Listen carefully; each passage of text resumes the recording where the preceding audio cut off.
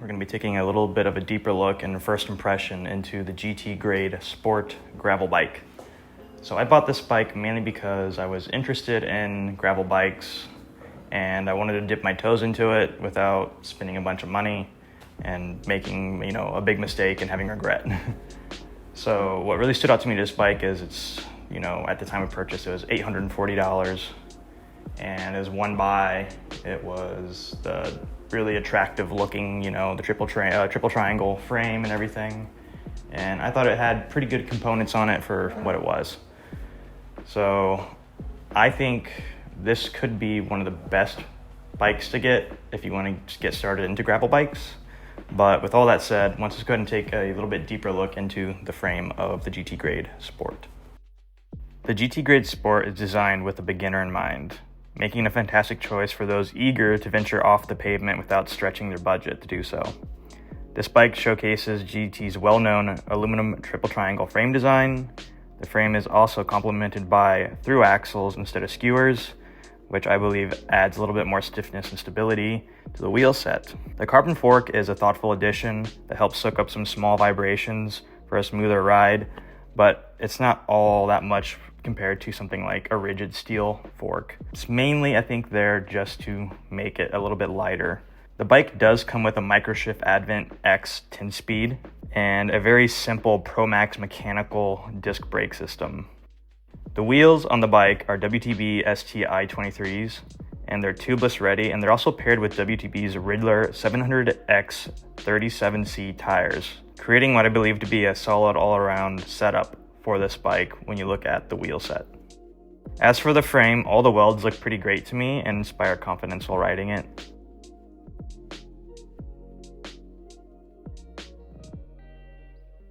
While riding this bike, the first thing that stands out to me is the frame geometry. I think it's really comfortable and feels quite stable without being jarring. I do believe the longer wheelbase and slightly more relaxed angles contribute to that stability and feeling, even on loose gravel. If I had sized up based on the geo and the sizing charts, I think it would be a little bit more stable for myself, but I chose to size down intentionally since I was between sizes. I wouldn't hesitate to take this bike on rougher roads and even longer trips. During the time I've had this bike and making this video, I've actually put 63 miles on the bike itself, and all 63 miles performed perfectly fine. The WTB Riddler tires really perform well. I think there's a nice balance to them where they're not too aggressive like a trail tire and they're not super smooth like a road tire, so they still maintain some pretty good roll efficiency. What's nice about this wheel and tire setup is all you need is some valve stems that's ready for sealant, and then you can do a tubeless setup on this wheel and tire combo, which I think what you're going to want to do right out of the box so you don't have any small punctures ruining your ride. Unfortunately, I use this bike mainly on a lot of paved paths and very few gravel and a little bit of dirt. This is mainly because out here in Florida we don't have very many gravel roads available, but we do have a lot of paved paths and a lot of dirt trails. With that being said, I don't think there's any issues taking this bike on green trails or possibly even blue trails if you want to get adventurous. Out here in Florida, our greens are not greens or blues, our greens are blacks or blues. The handling on the GT Grade Sport is smooth and predictable, which I think is great. It's not twitchy at all, making it perfect for beginners like myself. Personally, I find the geometry might fit me a little bit more aggressive since I'm 5'11" with a 32-inch inseam, and that puts me between frame sizes. The fork on the GT Grade Sport is a house-sourced carbon model. Nothing too flashy, but it feels sturdy and shows no visible damage or concerns. I can easily imagine this bike doing well on some bike packing or light touring adventures. Plus, the fork is packed with mounting options, making it a great choice for those who do want to do bike packing with this bike. The Microshift Advent X drivetrain has been a really delightful surprise. Shifting at the cassette feels smooth, and the 48-tooth gear range is perfect for tackling moderate hills, while the 11-tooth gear allows you to hit up to 32 miles an hour when flying downhill. While the shifters and hoods could use a little bit of an improvement, I've occasionally found that shifting doesn't quite click when I think it does. I only experienced this 1 or 2 times during a 23-mile ride.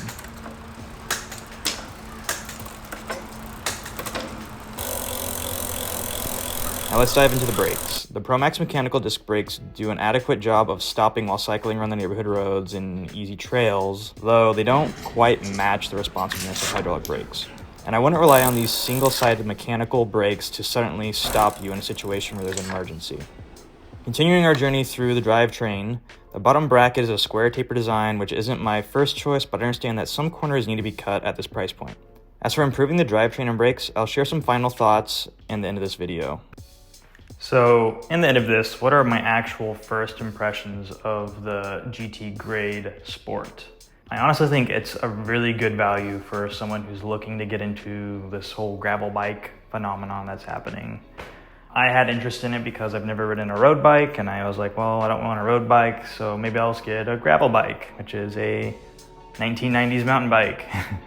But I do think it is one of the good options from what my research is on just something to get your feet wet, dip your toe in. It's not going to be a bike that's gonna win races, or you're gonna put it up on a podium showpiece and show it to someone, but it's something that you can get really comfortable with, I think, and then you can also upgrade along the way, and then who knows, maybe you buy a new frame and you put all that stuff on your new frame that you bought that you think's better. And if I was just gonna get a different frame, I would just get the carbon version of this and paint it green, because I think the green's the best color out of any of the grades that they make. And it's an aluminum one. So one thing worth mentioning on this is my bike, I think it had a flat, bad tube from factory. I aired it up and we did a big ride down in Winter Garden, Florida. And by the end of that ride, the front tire was just noticeably way flat. And we didn't even ride anywhere crazy. It was just all paths. I reached out to GT's customer support. Forrest there emailed me back really fast, and he was like, hey man, I'm sorry to hear you had a bad tube. How about this? How about you just go out and buy some stems, send us the receipts for the stems, and just go tubeless on it.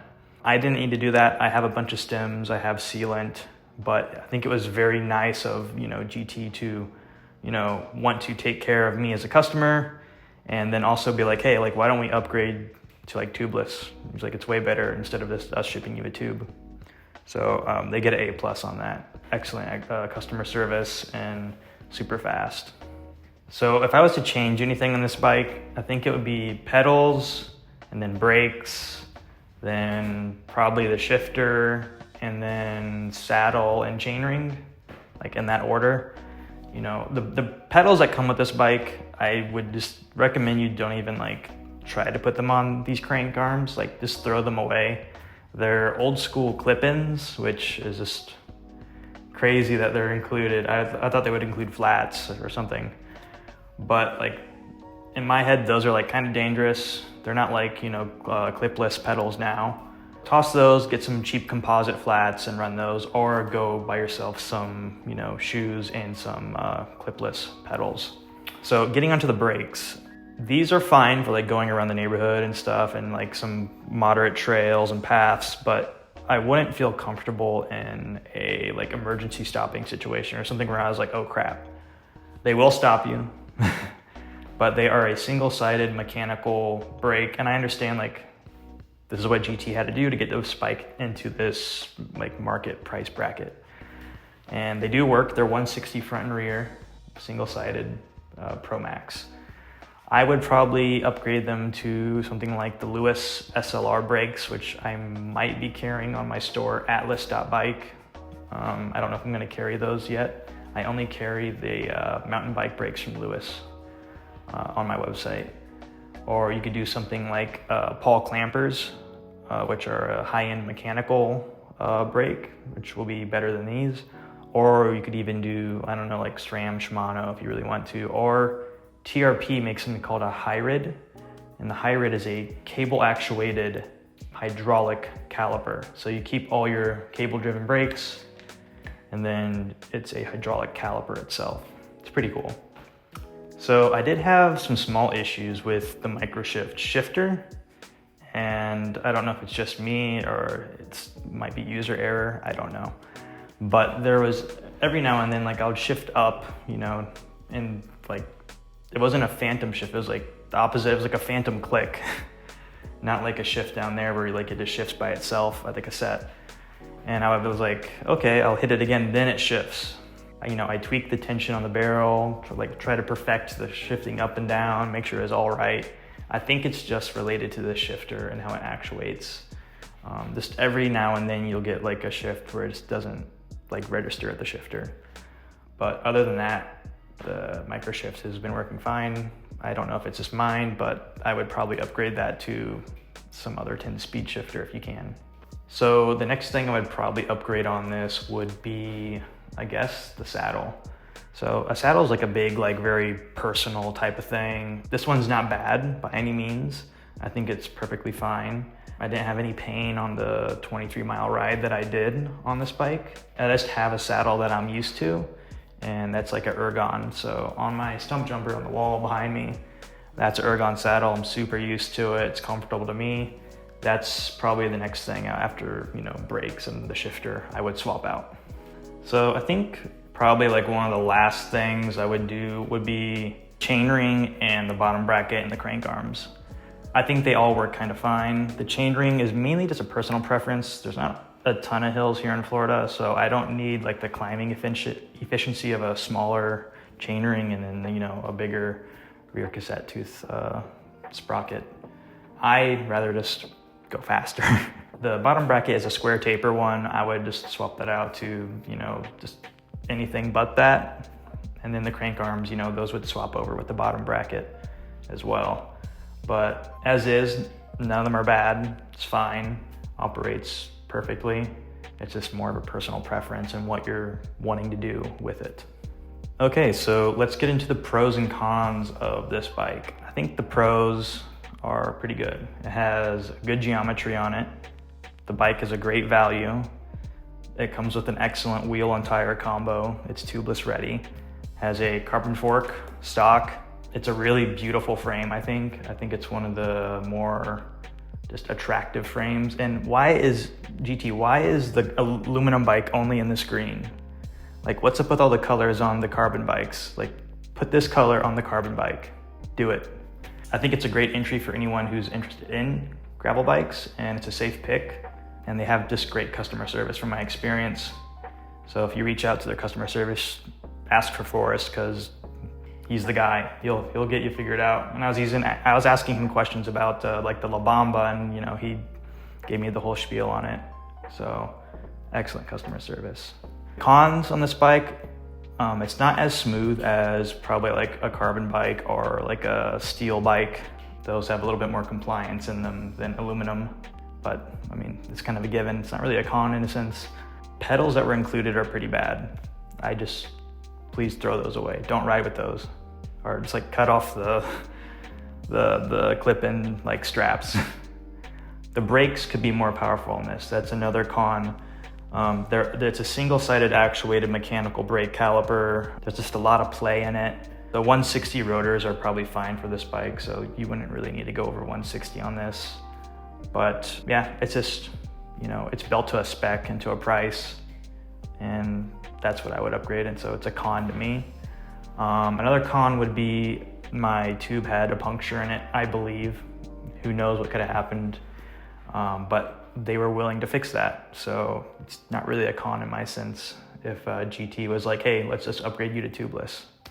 Anyways, guys, I think that's it for this video. I don't got much more to yap on about this bike. If you have a GT grade gravel bike, just leave a comment down below.